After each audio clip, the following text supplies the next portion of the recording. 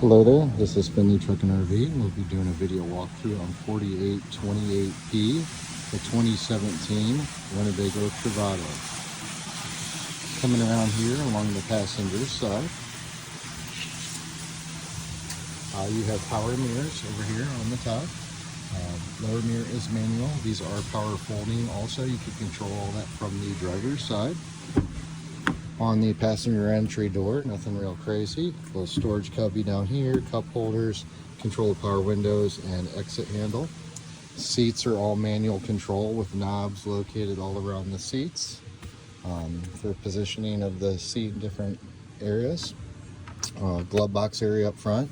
Previous owner did have seat belt extensions. I set those inside the glove box in case you'd like to use those. Also inside the entry door here, there is a little awning switch here for the power awning that's on the outside. There's two switches for this awning, so you could either run it from here or there's another one on the main entry door.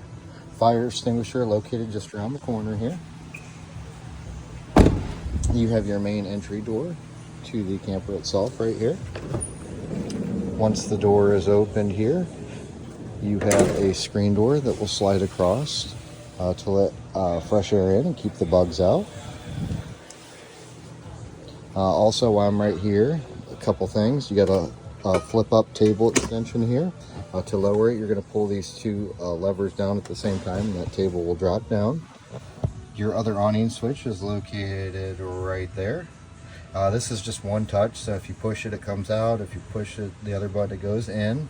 And then there is a awning light switch down here to illuminate the light along the awning there. Just below those two switches, you have a switch here, and they're actually ground LED lights. I don't know if you can see that in the video or not, but ground LED lights just inside or just below the door here.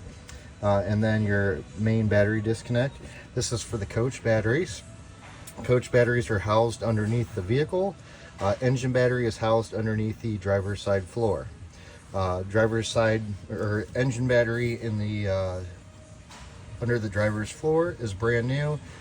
Coach batteries are late 24s. Down here there is access to a winterization port inside of here. So when it's time to winterize, you could flip this up to the winterized position. Let me zoom back out. Put this hose into a jug of antifreeze, turn the water pump on, and it will aid in winterizing your camper. Cover will snap back on. Easier done with two hands. Close that door. Continue to walk around the outside here. Over here, you have a black tank flush system. If your waste tanks get stinky or you just want to keep them cleaned out, you could hook a garden hose to here, go over to the other side, open your black tank valve, induce water into this system here, and it will rinse out that waste tank. Make sure your waste valve is open before you start putting water into here, because if not, it will fill that tank up and then proceed to overflow into your camper.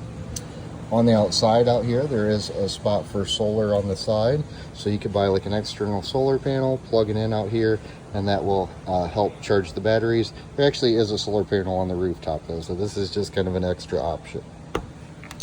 Over here you have a 12-volt receptacle and a cable hookup, so if you want to bring like a 12-volt TV outside, you could hook it up and watch TV on the outside.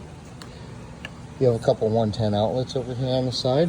All outlets on this camper are GFCI protected outlets. If you ever have an outlet that does not work, look for the one with the reset buttons on it.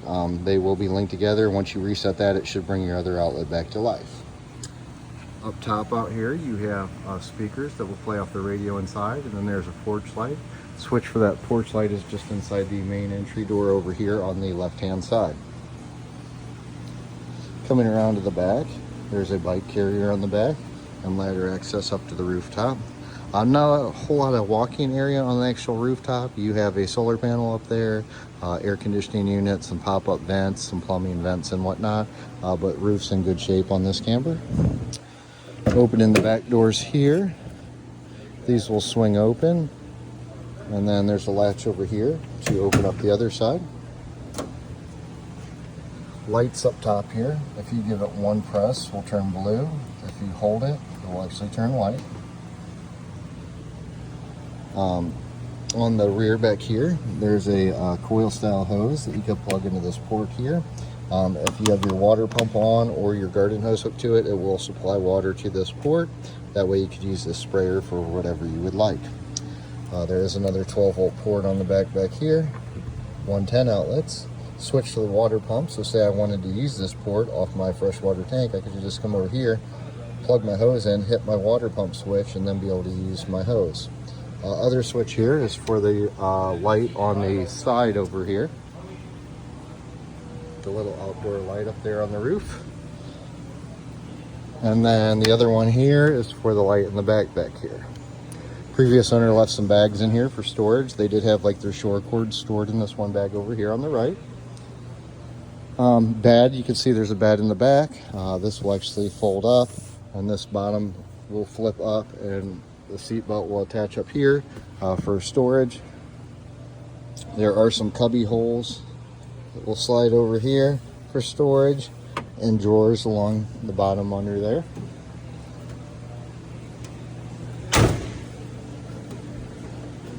Also on the rear of this camper, up top, there's going to be a reverse camera. So when you go into reverse, it's going to show you what's behind you. Down below, you have a hitch and 4-pin trailer connector. Coming around to the driver's side here, your sewer tank drains here, and I do have the cap off now. I actually just got done emptying everything on it. And I did flush out the freshwater system and the waste tanks on it. Valve over here is for the gray water. Valve over here is for the black water. You'll put your sewer hose on, put that into your drain, and you're going to pull your black valve first, the one over here on the right. The black valve is any toilet water. Once that's all done draining, you close that valve.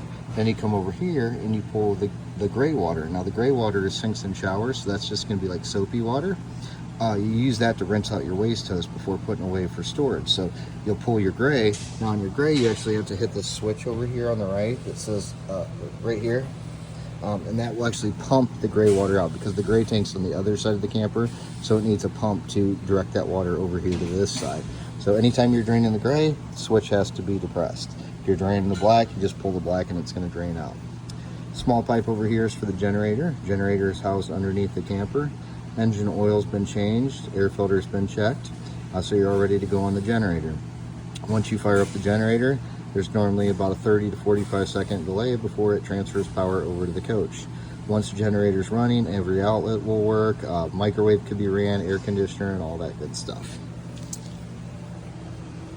Again, porch light over here that is controlled from that switch on the back. You have some windows that open up over here on the side. You're going to see these two vents here. This is access to the back of the refrigerator on the bottom one. It also allows fresh air in and heat out the top. On RV refrigerators, they actually heat to cool. This refrigerator here will operate on 3 ways. It will operate on battery power, it will operate on electricity, or it will operate on propane. All those controls are controlled from inside, which I'll show you on part 2 of my video. There is waste hose storage over here. There's a hose currently in it, and you will get a brand new one with the starter kit. And then exhaust pipe for the vehicle itself down below. This little round port here, this unit has what they call a Truma Comey water heater and furnace. Basically the furnace and the water heater are all in the same unit. That is controlled from inside. There are books on the operation of that. It runs on propane or electric. And again, I will kind of touch base a little more with that once we get inside. This is mainly just the exhaust for when it's running, so you don't want to block that or restrict that in any way, because that needs to vent whenever it's running on propane or whatnot. 30 amp shore cord here. This cord will push in, twist to the right, and then you could lock the lock ring on it if you'd like. To remove, you kind of unlock the lock ring, twist to the left, pull straight out, and then you could coil it up and store it in that bag that's in the rear if you'd like. Cable or satellite hookup over here on the outside. Over here you have 2 ports for a garden hose. The top one they have labeled tank fill. That will fill the freshwater tank. The freshwater tank is housed inside of the vehicle. I will also show you that in part 2 of my video. The port down below that is for city fill. That's basically anytime you're hooked to a garden hose, you're going to be down here on the city fill position. This one strictly just fills the freshwater tank. Down below here, there is your propane fill. So anytime you get propane, it's going to be filled right here. There's a shut-off switch on it if you ever want to shut the propane off, because obviously you can't get to the tank to turn the knob off. Propane tank is housed underneath the camper itself. There is also too, I forgot to put this in my video earlier, but over on the back side back here, there is a propane port here, just to the right of the hitch.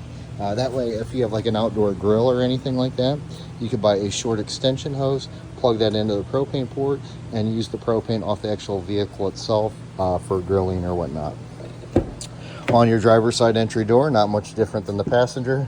Storage cubby, exit handle. Control of power windows, control of power locks, control of folding mirrors, and control of your power mirrors. Hood release is located just over here on the side. Emergency brake located over here. Fuel door for the vehicle right here. Now the fuel in this vehicle supplies it to the engine of the vehicle and to the generator. If you ever get below 1/4 of a tank of fuel, the generator will not run. It always leaves that last little bit to go get more gas. So if you ever want to run the generator and it's not running, make sure you're above 1/4 tank of fuel on it.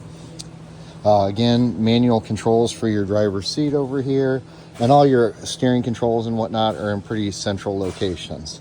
I'm going to pop the hood and we'll walk around to the front. Also, while I'm right here, I'll show you have a button that says battery boost. What that does is, like I told you earlier, you have coach batteries underneath the camper, and your engine battery is housed underneath it here.